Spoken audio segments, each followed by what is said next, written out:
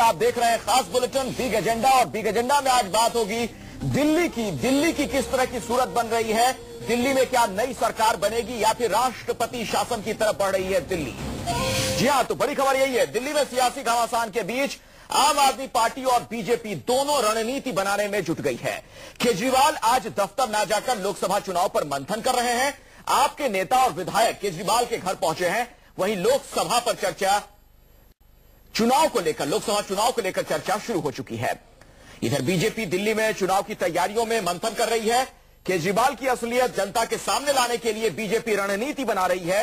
नजीब जंग दिल्ली सरकार पर अपनी रिपोर्ट केंद्र को भेजेंगे, उसकी तैयारी चल रही है। जबकि अन्ना की सहयोगी किरण बेदी ने केजरीवाल पर निशाना साधते हुए कई अहम बातें कही। किरण बेदी ने कहा कि केजरीवाल ने जन लोकपाल के लिए नहीं बल्कि लोकसभा चुनाव के लिए इस्तीफा दिया है।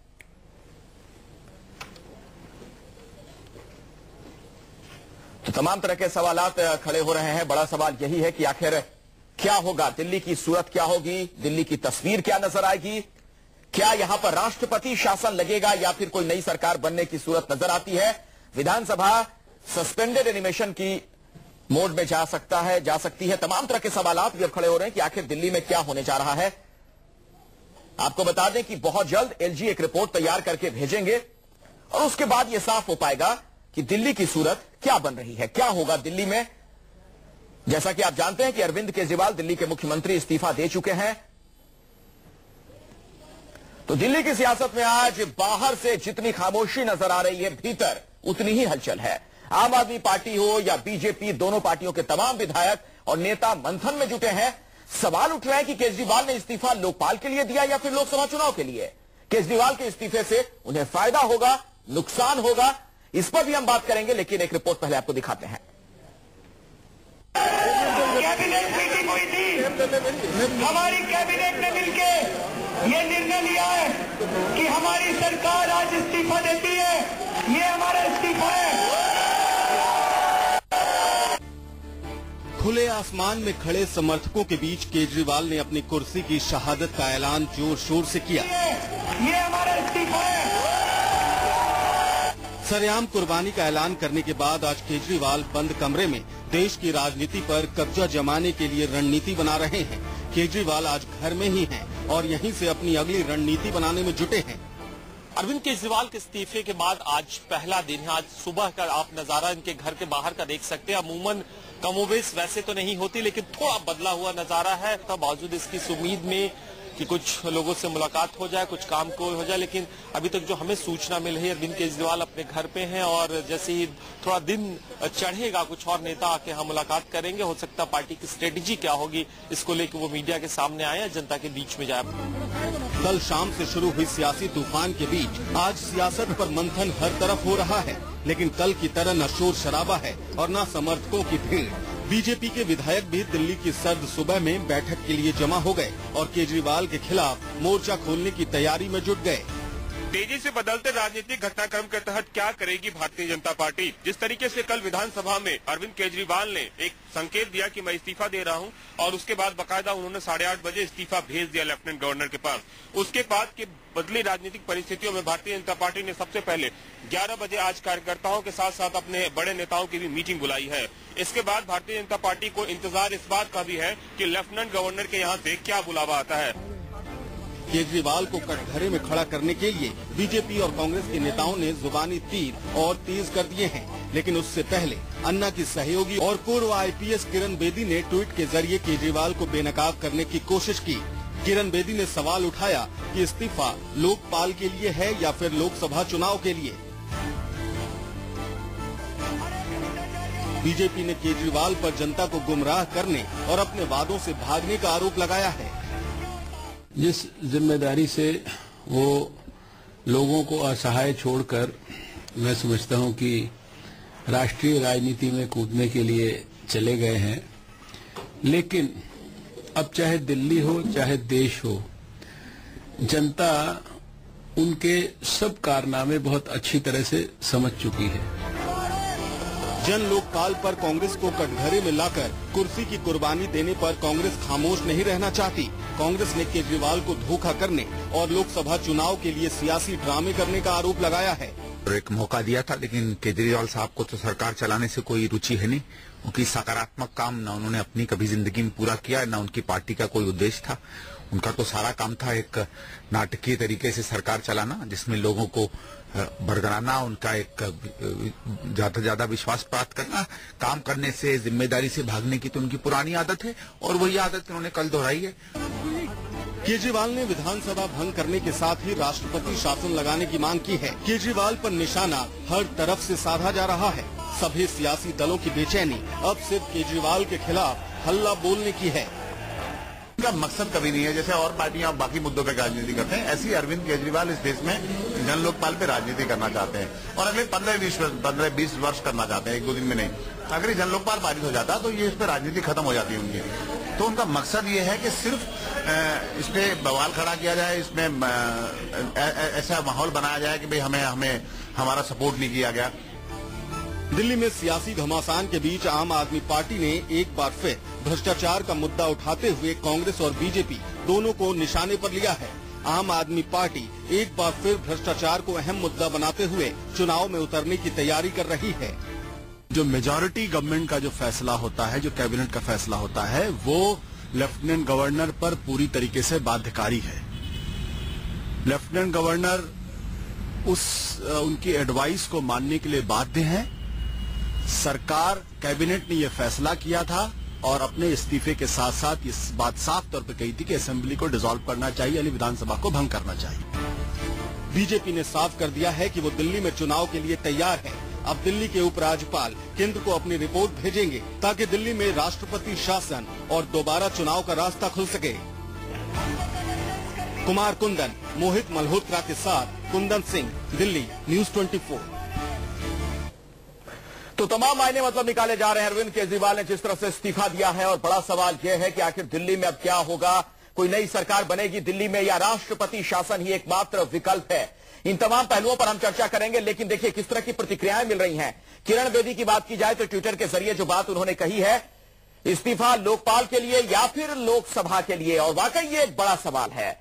इस पर भी हम बातचीत करेंगे कि अरविंद केजरीवाल की आखिर मंशा क्या है।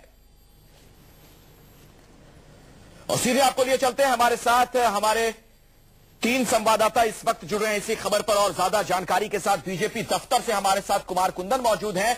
अरविंद केजरीवाल के घर भी आपको लिए चलेंगे। कुंदन सिंह हमारे साथ जुड़ चुके हैं, एलजी हाउस से मोहित मल्होत्रा है और हमारे सीनियर पॉलिटिकल कॉरेस्पॉन्डेंट प्रशांत गुप्ता भी न्यूज रूम से हमारे साथ मौजूद हैं विश्लेषण के लिए। उनके पास भी आपको लिए चले। लेकिन मोहित, सबसे पहले मैं आपके पास आऊंगा, चूंकि एलजी हाउस जो है अभी तमाम गतिविधियों का केंद्र बना हुआ है। क्या अपडेट है वहां से, क्या जानकारी मिल रही है? जो रिपोर्ट भेजने वाले हैं एलजी, कुछ उसके बारे में आप लोगों को सूचना मिल पा रही है? देखिए, एलजी हाउस में आज अच्छी खासी चहल पहल है। कई ऐसे अधिकारी जो कि आमतौर पर शनिवार के दिन छुट्टी पर रहते हैं, वो भी यहां पर पहुंचे हुए हैं। और अरविंद केजरीवाल ने जो अपना इस्तीफा कल रात को भेजा था, उसमें नीचे उन्होंने एक लाइन लिखी है जिसमें पेज फंस गया है। उन्होंने ये लिखा है कि कैबिनेट जो है दिल्ली सरकार की, वो इस्तीफा देती है और ये रिकमेंड करती है, ये सुझाव देती है, सिफारिश करती है कि दिल्ली विधानसभा को भंग किया जाए और फिर से चुनाव करवाए जाए। तो अब इस सिफारिश पर एलजी साहब क्या फैसला लेते हैं, ये देखने वाली बात होगी। लेकिन अगर विधानसभा को निलंबित किया जाता है तो फिर भारतीय जनता पार्टी के पास एक ऑप्शन बचेगा। भारतीय जनता पार्टी अगर चाहे तो जरूरी विधायकों की संख्या जुटाकर बहुमत दिखाते हुए दिल्ली में सरकार बनाने का आपको बीच में रोकना पड़ेगा। बीजेपी के नेता है नितिन गडकरी, कुछ बोल रहे हैं, जरा दर्शकों को पहले वो सुनवा देते हैं। कि इस बहाने ये जो खोखलापन था केजरीवाल जी का और उनके पार्टी का, वो दिल्ली की जनता के सामने आया और जनता को सच समझ गया है। ये एक अच्छी उपलब्धि हुई है। कहा जा रहा है कि एलजी बीजेपी को सरकार बनाने के लिए निमंत्रित कर सकते हैं, ऐसे में आपकी पार्टी क्या निर्णय करेगी? अभी तक तो हमारे पास नंबर गेम फेवर में नहीं है, इसलिए अभी सरकार बनाने का कोई विषय नहीं है हमारे साथ। चुनाव चाहते हैं क्या नाना साहब?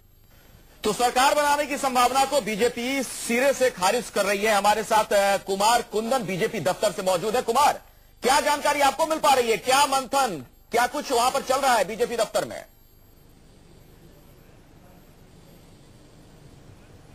शायद कुमार कुंदन तक मेरी आवाज नहीं जा रही है। कुंदन सिंह भी हमारे साथ मौजूद है अरविंद केजरीवाल के घर के बाहर से। आपके पास क्या अपडेट है कुंदन? अरविंद केजरीवाल क्या आगे की रणनीति में जुट गए हैं, चूंकि आज से झाड़ू संदेश यात्रा की भी शुरुआत कर रही है आम आदमी पार्टी? बिल्कुल अखिलेश, मैं आपको बता दूं कि 2 घंटे का वक्त हो चुका है। मेरे पीछे जो घर दिख रहा है अरविंद केजरीवाल का, यहीं पे पीएससी की बैठक चल रही है और तमाम कुछ नेता यहां से निकले भी। प्रशांत भूषण सुबह आए थे लेकिन कुछ काम निजी वजहों से निकल गए। हमने पूछा कि क्या खत्म हो गई, लेकिन वो कह रहे थे खत्म। कुछ वॉलंटियर्स भी आने लगे हैं और मैं आपको बता दूं कि क्या आगे की रणनीति होगी इसके लिए 4 बजे का तय समय मुकर्रर किया गया है। वो तय पहले कहीं और का था लेकिन अब किया गया कि यहीं पे बोल दिया जाएगा। जो हमारे सोर्सेस कह रहे हैं कि झाड़ू चलाओ यात्रा पूरे देश में लेके जाएगी आप पार्टी और इसको लेके कुंदन आपको भी बीच में रोकना पड़ेगा। विजय गोयल बीजेपी के नेता हैं, वो कुछ कह रहे हैं, दर्शकों को पहले वो सुनवाते हैं। कि पिछले काफी दिनों से आम आदमी पार्टी की सरकार, उनके नेताओं का पॉलिटिकल ड्रामा चल रहा था जिसकी स्क्रिप्ट पहले से लिखी हुई थी। क्योंकि आम आदमी पार्टी की सरकार परफॉर्म नहीं कर पा रही थी, जनता की आशाओं पर उतर नहीं पा रही थी, जो वायदे उन्होंने किए थे उनको पूरा नहीं कर पा रही थी, इसलिए वे खुद इस सरकार से बाहर आना चाहते थे। वे खुद इस सरकार से बाहर आना चाहते थे। जिस जन लोकपाल बिल का उन्होंने सहारा लिया कि हम भ्रष्टाचार के खिलाफ इस बिल को लाना चाहते हैं, वास्तव में तो उसी दिन स्पष्ट हो गया था कि वे भ्रष्टाचार के खिलाफ लड़ना नहीं चाहते जिस दिन उन्होंने भ्रष्ट कांग्रेस, जिनके बहुत सारे घोटाले स्कैंडल्स थे, उनकी सपोर्ट से अपनी सरकार बनाई थी। आम आदमी पार्टी कोई दूध पीता बच्चा नहीं थी कि जबरदस्ती कांग्रेस उनको समर्थन दे और वो समर्थन ले और उसके बाद सरकार बनाए। वे भ्रष्टाचार से लड़ना नहीं चाहते थे, यह उसी दिन स्पष्ट हो गया था जब उन्होंने अपने मंत्री सोमनाथ भारती, मनीष सिसोदिया और बाकी एमएलओ के ऊपर जो भ्रष्टाचार के आरोप लगे उन पर कोई भी कार्रवाई करने से मना कर दिया। वे भ्रष्टाचार से नहीं लड़ना चाहते थे, इसका स्पष्ट तब हो गया जब उन्होंने कॉमनवेल्थ गेम्स के खिलाफ जो एफआईआर की, उसमें कांग्रेस के एक भी नेता का एफआईआर में नाम नहीं लिखवाया। वे केवल उन्होंने जन लोकपाल बिल को अपनी पॉलिटिकल एम्बिशियस को पूरा करने के लिए इस्तेमाल किया। नहीं तो अगर वो लड़ना चाहते तो इस बिल की कॉपियां वो सिर्फ एक दिन पहले 11:30 बजे रात को नहीं देते, बल्कि 15 दिन से इनकी चर्चा हो रही थी। इस बिल की कॉपी न केवल तो आपने विजय गोयल को सुना, अरविंद केजरीवाल पर हमला कर रहे हैं विजय गोयल और उनकी रणनीति बीजेपी की यही नजर आ रही है कि किस तरीके से आम आदमी पार्टी की सरकार ने जो इस्तीफा दिया उसको घेरे। और बड़ी खबर इस बीच ये कि नितिन गडकरी ने सरकार बनाने की संभावना को सिरे से खारिज कर दिया है। हमारे साथ हमारे मैनेजिंग एडिटर अजीत अंजुम भी इस वक्त जुड़ चुके हैं। अजीत जी, अब जबकि नितिन गडकरी ने यह बयान दे दिया है, क्या माना जाए, दिल्ली में राष्ट्रपति शासन ही एकमात्र विकल्प या फिर आपका राजनीतिक आकलन कोई और संभावना देखता है? देखिए अखिलेश, हम लोग कल शाम से ही कह रहे हैं कि कोई विकल्प नहीं है कि दिल्ली में कोई वैकल्पिक सरकार बने, इसकी कोई गुंजाइश नहीं थी अरविंद केजरीवाल के इस्तीफे के बाद। इसका संकेत कल हर्षवर्धन ने भी दिया था, बीजेपी के जो नेता है, और गडकरी ने अभी कहा, दो टूक कहा जरूर। और इसको इस तरह से देखा जाए कि जो भी आकलन कल से अगर कुछ लोग लगा भी रहे थे कि कोई वैकल्पिक सरकार की गुंजाइश एलजी देख सकते हैं, लेकिन जिस ढंग से केजरीवाल ने इस्तीफा दिया उसमें कहीं बीजेपी किसी आम आदमी पार्टी के किसी कोई बड़ा ग्रुप टूट जाए और उसको बीजेपी सपोर्ट करे, मुझे नहीं लगता कि ऐसी कोई गुंजाइश पहले भी थी, कल से ही नहीं थी। हाँ, गडकरी ने अभी दो टूक ये साफ कर दिया, तो आप तमाम संभावनाओं पर एक ऑफिशियल स्टेटमेंट के साथ विराम लग गया। अब सीधी सी बात है, एलजी राष्ट्रपति शासन लगाएंगे, विधानसभा भंग होगी, राष्ट्रपति शासन लगेगा और उसके बाद चुनाव होगा। अब आमतौर पर जो पहली बार राष्ट्रपति शासन लगता है 6 महीने के भीतर चुनाव कराने होते हैं। अब ये देखना होगा कि चुनाव लोकसभा के साथ हो अप्रैल मई में या लोकसभा चुनाव के बाद जून में हो, मई एंड और जून में हो। कुछ पार्टी ऐसी चाह सकती है, बीजेपी चाह सकती है पहले चुनाव हो, लेकिन अब देखना होगा कि एलजी क्या फैसला करते हैं। चुनाव आयोग का भी इसमें अहम भूमिका होगी।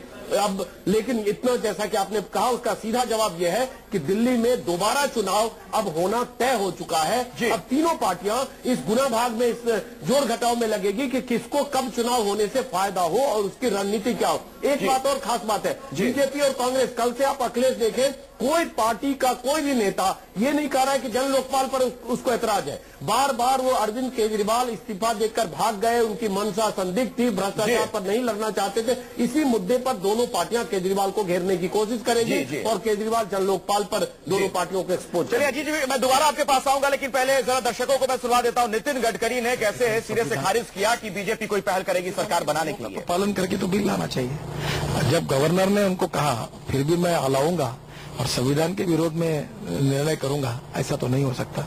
सरकार किसी की भी हो, गवर्नर गवर्नर है और एलजी है और उसके नियमों का पालन करना चाहिए। और ऐसी स्थिति में आज निश्चित रूप से हम ये नहीं चाहते कि हम सत्ता में जाएं, क्योंकि नंबर हमारे फेवर में नहीं है। हम निश्चित रूप से जनता में काम करेंगे और जो भी स्थिति आएगी उसमें आगे चलकर हमारे पार्टी का विस्तार करने की कोशिश करेंगे। पर एक बात अच्छी हुई कि इस बहाने ये जो खोखलापन था केजरीवाल जी का और उनके पार्टी का, वो दिल्ली की जनता के सामने आया और जनता को सच समझ गया है। ये एक अच्छी उपलब्धि हुई है। कहा जा रहा है कि एलजी बीजेपी को सरकार बनाने के लिए निमंत्रित कर सकते हैं, ऐसे में आपकी पार्टी क्या निर्णय करेगी? अभी तक तो हमारे पास नंबर गेम फेवर में नहीं है, इसलिए अभी सरकार बनाने का कोई विषय नहीं है हमारे साथ। चुनाव चाहते जी, ऐसे में एक सवाल है। दरअसल नितिन गडकरी तर्क ये दे रहे हैं कि चूंकि उनके फेवर में नंबर नहीं है इसलिए वो सरकार नहीं बनाएंगे। और वाकई दिल्ली में कई अद्भुत घटनाएं देखने को मिली हाल के दिनों में। सबसे ज्यादा सीटें जिस पार्टी को मिली उसने सरकार बनाने के लिए पहल नहीं की और जो दूसरे नंबर पर पार्टी थी उसने सरकार बना ली। क्या माना जाए कि लोकसभा चुनाव चूंकि आने वाले दिनों में है, एक अच्छी छवि के साथ वहां बीजेपी जाना चाहती, इसलिए बीजेपी प्रयास नहीं करेगी सरकार बनाने के लिए, क्योंकि इस तरह की जो स्थिति है, जो अंक गणित है विधानसभा का, उसमें गुणा भाग तो होता है, जोड़ तोड़ की राजनीति देखने को मिलती है। अगर कोई और राज्य होता और लोकसभा चुनाव नहीं होते हैं। नहीं, मैं उसको कहूंगा कि अगर केजरीवाल स्टाइल ऑफ पॉलिटिक्स नहीं होती पिछले एक साल से और खासतौर से 8 दिसंबर के बाद, तो शायद बीजेपी सोचती कि आम आदमी पार्टी के बहुत बड़े एक ग्रुप को, जिससे एंटी डिफेक्शन लॉ न लागू हो और तोड़ा जाए और कोई रास्ता निकले। लेकिन अब राजनीति जिस दिशा में जा रही है उसमें इस तरह की कोशिशों की गुंजाइश भी नहीं है। और दूसरी बात, 2 मुंगेरी लाल आज दिल्ली में आए हैं, जिनका बयान आया है वो नए मुंगेरी लाल है, जिसमें विनोद कुमार बिन्नी है और शौकीन है जो निर्दलीय विधायक है। विनोद कुमार बिन्नी की क्रेडिबिलिटी 0 है। विनोद कुमार बिन्नी ने पिछले 25 दिन में 25 तरह के बयान दिए। कभी बोला 5 विधायक मेरे साथ हैं, कभी धरना दिया, कभी अनशन का ऐलान किया, 2 घंटे में उठ गए, कभी कुछ। एक दिन 3 विधायकों ने दिल्ली में प्रेस कॉन्फ्रेंस किया, शोएब इकबाल, बिन्नी और शौकीन, और तीनों ने कहा हम बागी हो जाएंगे, और अगले दिन 2 उधर गए। जिन लोगों के, इन मुंगेरी लालों के कहने से कोई सरकार नहीं बनने जा रही है। और जिन मुंगेरी लालों का अजीत जी आप जिक्र कर रहे हैं, उसमें से बिन्नी ने तो आज भी दावा कर दिया है कि आम आदमी पार्टी में बगावत की सूचना उनके पास है, कुछ विधायक संपर्क कर रहे हैं। दूसरे शौकीन है जो कह रहे हैं कि मैं भी मुख्यमंत्री बन सकता हूं। जी बिल्कुल सही आप कह रहे हैं। हालांकि ऐसी मिसालें हमने झारखंड में एक बार देखी है। मधु मैं उस पर बात करूंगा अजीत जी, एक ब्रेक के लिए रुकना पड़ेगा, हमारी मजबूरी है। मैं आपके पास लौटूंगा, तमाम हमारे संवाददाता भी हमारे साथ बने हुए, उनसे भी हम बातचीत करेंगे। तो दिल्ली का सियासी घटनाक्रम बहुत तेजी के साथ बदल रहा है। बड़ा सवाल यही कि दिल्ली की अगली तस्वीर क्या होगी।